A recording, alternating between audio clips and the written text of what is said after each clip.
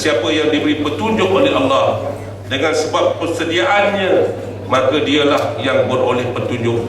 Dan sesiapa yang disesatkan oleh Allah dengan sebab keingkarannya, maka merekalah orang-orang yang rugi. Al-A'raf ayat 178. Hadirin sekalian, saya percaya Fajar masih lagi memberikan harapan.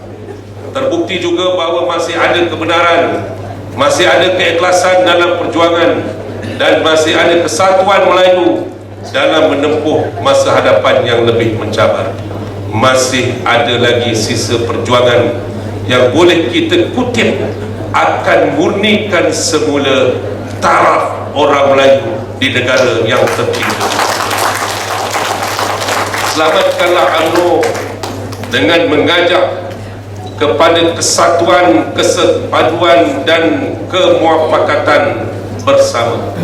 Inilah satu-satunya institusi yang telah membuahkan begitu banyak kebaikan dan hasilnya kepada agama, bangsa dan tanah air kita. Hadirin sekalian, marilah kita mempertahankan kepentingan UMNO mengatasi kepentingan lain.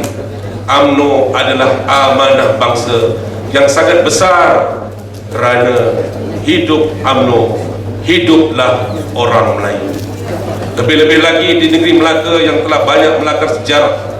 Hadirin sekalian, janganlah kita biarkan ia terkubur, kerana dalam setiap saraf dan titik darah orang Melayu, di dalam tubuh rakyat Melaka inilah plateletnya UMNO, DNA-nya juga adalah UMNO. Tanpa ragu, kita semua adalah berdarah dagingkan UMNO. Takkan Melayu hilang ini. Selama ini pun Melaka adalah benteng UMNO yang kuat.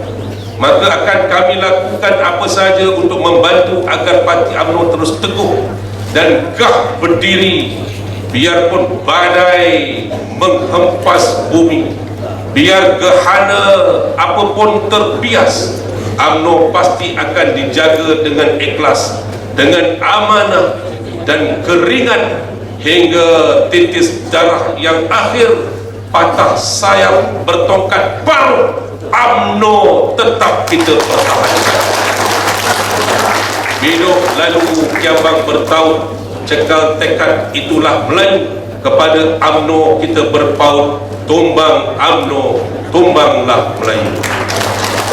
Hadirin sekalian, marilah kita bersama-sama berikrar untuk terus taat setia dan menyokong penuh kepimpinan Presiden kita yang amat hormat Datuk Seri Najib Tun Razak sebagai Presiden Parti dan Perdana Menteri Malaysia, bersatu hati dan membulat tekad memerangi segala musuh negara dan parti sama ada dari luar maupun dalam, bagi menghalang anasir-anasir ini terus mengancam keamanan, memecah belah perpaduan dan menyekat kemajuan negeri dan negara yang kita cinta ini.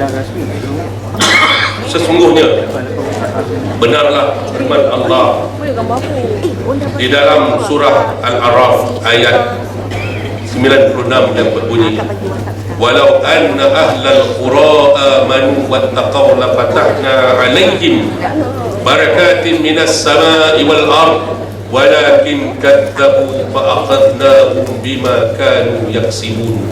Sadaqallahul azim. Maksudnya, dan Tuhan berfirman lagi, sekiranya penduduk negeri itu beriman dan bertakwa, tentulah kami akan membuka kepada mereka pintu pangurniaan yang melimpah-limpah berkatnya dari langit dan bumi. Tetapi jika mereka mendustakan Rasul kami, timpakan mereka dengan azab seksa disebabkan apa yang telah mereka lakukan. Al-A'raf ayat 96. Hadirin sekalian, sekali lagi saya mengucapkan tahniah dan syabas kepada semua yang hadir. Saya menyemak satu angka sebelum sampai ke sini tadi. Hari ini pengundi Melayu negeri Melaka telah mencecah 60.2%. Buat pertama kalinya dalam sejarah pengundi Melayu di Melaka mencecah angka 60%. Terima kasih kepada semua yang telah mendaftar gerakan mendaftar pemilih ini secara agresif, terutamanya kepada pegawai seranta dan yang baru ini kepada DNA UMNO, pasukan di setiap bahagian yang telah melaksanakan tugas dengan cepat dan berkesan ini.